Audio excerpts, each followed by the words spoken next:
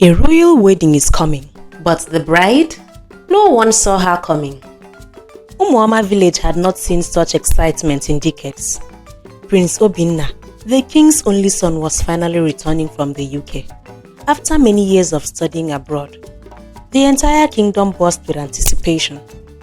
The elders had declared that it was time for the prince to marry, and by tradition, he must choose a bride from the village.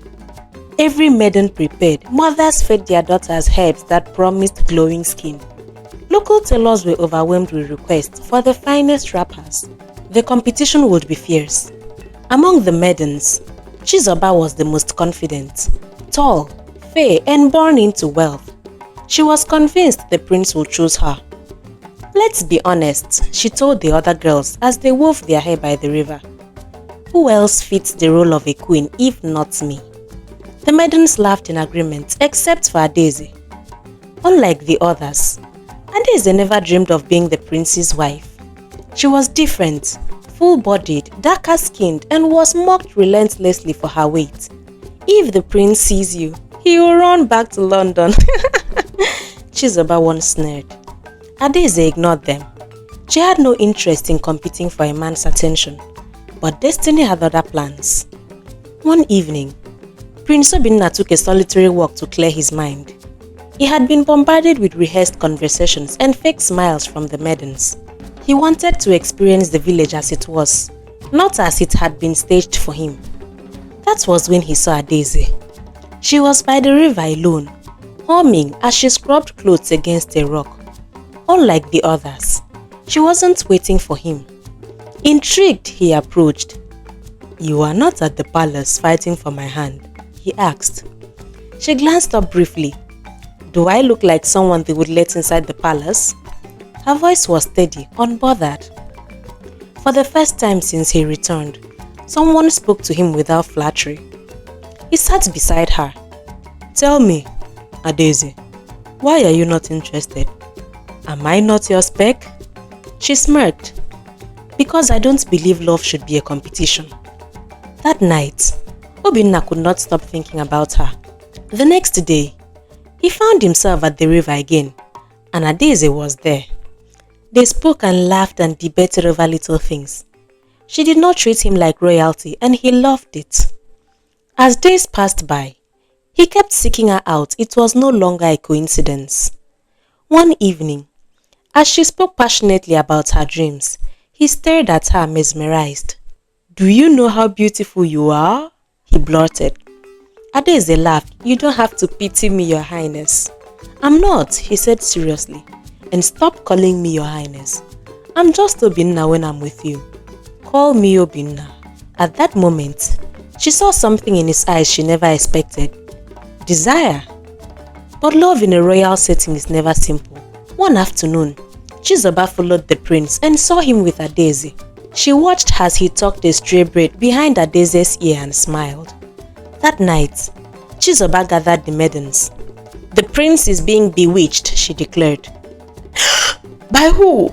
Someone gasped. "Who else? Adaeze." The rumor spread like wildfire. By morning, even the elders whispered about it. The next day, the king summoned Obinna. "I hear troubling things. That you have chosen an unworthy girl. She is not unworthy, father. But she is not what the kingdom expects." "And what does the kingdom expect? A woman with a beautiful face but an empty heart?" The argument lasted for hours.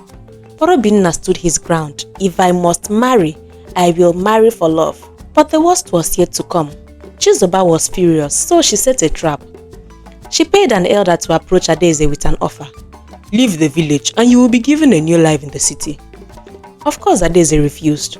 Then one night, Chizoba cornered Adaeze at the river bank. "You think you have won, eh? The prince is mine. If he was yours, you wouldn't be here threatening me," Adaeze retorted. Upset, Chizoba pushed Adaeze into the river. Adaeze screamed, struggling in the river. But before she drowned, someone ran and pulled her out. It was Prince Obinna. He had been watching from a distance, sensing something was wrong. As Adaeze gasped for breath, Obinna turned to Chizoba. His eyes were dark with anger. "You dare harm her?" Chizoba fell to her knees. I'm sorry, please, my prince, it was a mistake. Leave this village, Obinna commanded. By morning, I do not want to see your face again. She wailed, but no one came to her defense. At the palace, the king and elders were already waiting. The decision had to be made. Obinna took Adaeze's hand and led her to the throne room. Father, this is my choice. If you do not accept her, I will leave this kingdom and never return. The room fell silent. Then the king said, You have your mother's stubbornness. He stood up looking at Adaeze. Do you love my son? She answered, With all my heart, your majesty. Then I will not stand in your way. A slow clap echoed from the elders, then another. Before long, the whole court was cheering. It was the grandest wedding in the history of Umuoma village.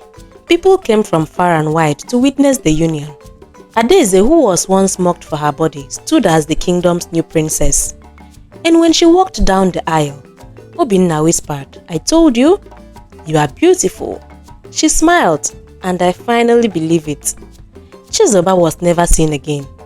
But the story of how a flawed maiden won the prince's heart was told for generations. And so Adaeze became more than a wife.